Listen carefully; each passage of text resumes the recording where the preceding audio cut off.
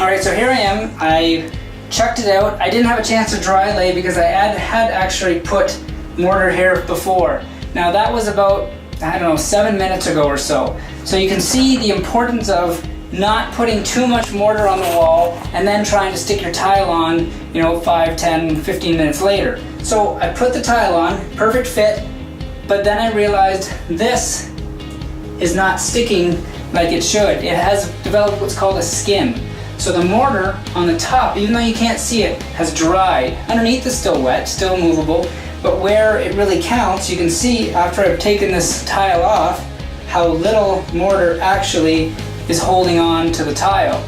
So it might look good when I put it on, but the actual adhesion isn't good. So what we need to do is either take this mortar off and apply new stuff, or the easiest method is take your trowel with some fresh mud and back butter it. So just on the flat, just give it some wet mortar where it's needed. When we stick this fresh mortar onto this mortar that's dried a bit, the two will connect and then become like one.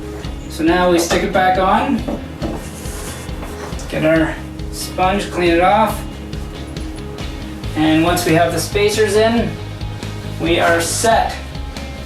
And now I know that the back of this tile is now covered and it's connecting to the mortar there.